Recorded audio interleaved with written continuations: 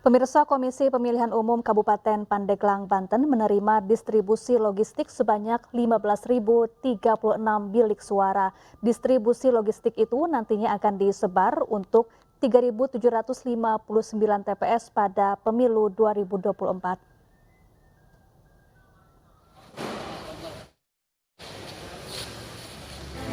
Setelah menerima sebanyak 7.518 botol tinta dan 97.944 segel plastik, kali ini Komisi Pemilihan Umum atau KPU Kabupaten Pandeglang, Banten menerima sebanyak 15.036 bilik suara yang dikirim langsung menggunakan 1 truk kecil dan 2 truk kontainer.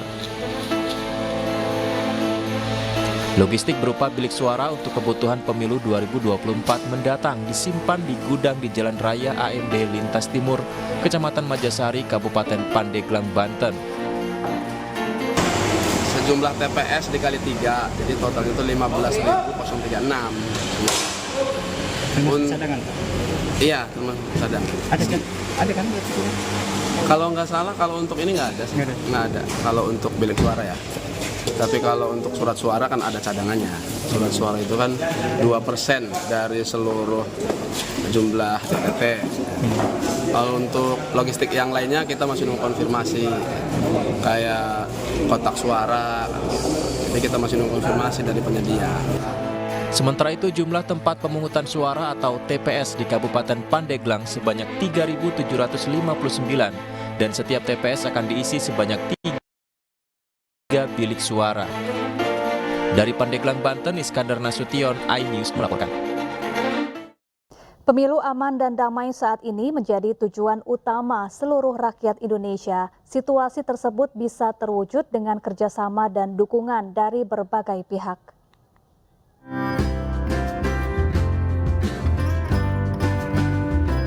Menuju Pesta Demokrasi 2024, KPU Kabupaten Bandung Barat mulai menerima logistik pemilu. Logistik yang saat ini disimpan di gudang berupa 45.000 lebih kotak dan bilik suara, serta kelengkapan lainnya. Untuk memastikan keamanan logistik, pihak berwajib bersiaga sepanjang hari. Di Kota Bandung, pemerintah bersama Komisi Pemilihan Umum dan juga Bawaslu mengimbau masyarakat agar menjaga keamanan pemilu 2024. Pemerintah bersama aparat dan seluruh unsur menjamin pemilu netral, aman, serta damai. Dalam pemilu 2024. Dan kami, Forkopimda Jawa Barat, menjamin bahwa ASN, TNI, Polri akan netral dan tidak berpihak pada pemilu 2024. KPU telah menetapkan jadwal pemilu 2024 pada tanggal 14 Februari mendatang. Selain memilih anggota DPR, DPD, dan DPRD, pada waktu bersamaan akan dilaksanakan pemilihan umum presiden dan wakil presiden periode 2024-2029. Dari Kabupaten Bandung dan Bandung, Iwono Wahyu, Ervan David, iNews melaporkan.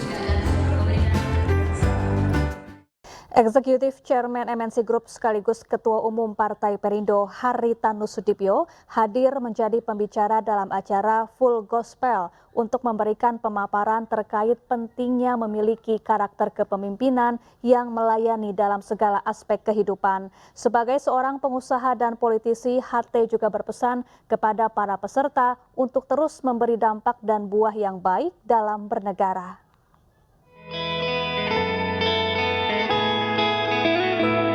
Full Gospel Businessmen's Fellowship FGBMFI Indonesia menggelar acara Conventional and Leaders Meeting Regional DKI 2 dan 6 dengan tema Impactful dan Fruitful di Auditorium Trembesi Hotel Tangerang Selatan, Banten. Dalam acara ini, Eksekutif Chairman MNC Group sekaligus Ketua Umum Partai Perindo Haritanu Sudibyo didampingi oleh Liliana Tanu Sudibyo turut hadir menjadi pembicara. HT dalam paparannya menekankan Indonesia butuh pemimpin yang memiliki karakter melayani atau servant leader. Politik itu adalah organ yang sangat penting, yang jika difungsikan sebagaimana mestinya, itu adalah suatu pelayanan yang sangat luar biasa. Dan itu sesuai dengan norma-norma yang diajarkan di agama Kristen juga, di semua agama juga lah, bukan Kristen saja. Semua agama pasti mengajari bagaimana kita bisa memberikan dampak yang baik, yang positif kepada yang lain. Dan yang terbesar itu salah satunya melalui partai politik.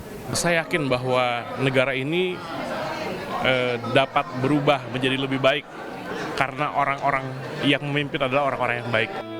Para peserta Full Gospel Businessmen's Fellowship Indonesia mengapresiasi konsep kepemimpinan melayani atau servant leaders yang dapat diterapkan dalam segala aspek kehidupan. Dari Tangerang Selatan, Banten, Megalatu Fakia News melaporkan. Kita beralih ke informasi lain pemirsa. Di tengah kondisi ekonomi global yang menantang, salah satu perbankan syariah memproyeksikan dapat mencetak kinerja positif pada 2024.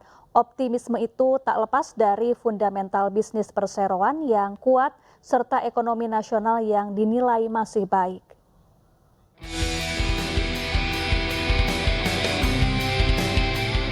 PT Bank Syariah Indonesia Tbk atau BSI diperkirakan akan tetap tumbuh seiring perhelatan pemilu 2024. Apalagi adanya konsumsi masyarakat masih menjadi salah satu lokomotif dalam pertumbuhan perbankan syariah. Hal ini diungkapkan langsung Chief Ekonomis PT Bank Syariah Indonesia Tbk, Banjaran Surya Indrastomo dalam kegiatan Syariah Ekonomi 2024 yang berlangsung di kantor pusat BSI, Jakarta. Konsumsi masyarakat akan menjadi pertumbuhan pembiayaan perbankan syariah, bahkan lebih luas lagi, sebagai penopang pertumbuhan ekonomi 2024 meskipun adanya keterbatasan likuiditas. Terkait likuiditas, perkembangan nasional diperkirakan akan tetap mencetak pertumbuhan positif meskipun berpotensi mengalami perlambatan pertumbuhan karena tingginya suku bunga acuan bank sentral global yang masih akan berlanjut. Salah satunya yang perlu diwaspadai adalah potensi volatilitas harga komoditas seiring masih tingginya kemungkinan eskalasi geopolitik antar negara, resiko climate change, dan gangguan cuaca El Nino yang sangat mempengaruhi perlambatan inflasi. Pertumbuhan ekonomi ini masih tetap stabil, terjaga, dan kembali lagi ini sejalan dengan rencana pembangunan jangka menengah panjang yang dimana memang at this point in time kita harus kejar-kejaran dengan waktu karena 2045 kita memasuki era aging society dan memang konteks pertumbuhan investasi menjadi sangat penting. Meskipun di tengah ketidakpastian global, BSI tetap optimis dapat melanjutkan pertumbuhan positif dan tidak terlepas dari fundamental bisnis perseroan yang kuat, serta ekonomi nasional yang dinilai masih baik di tengah ketatnya kebijakan moneter global maupun domestik. Dari Jakarta, Indra Setiabudi, iNews melaporkan.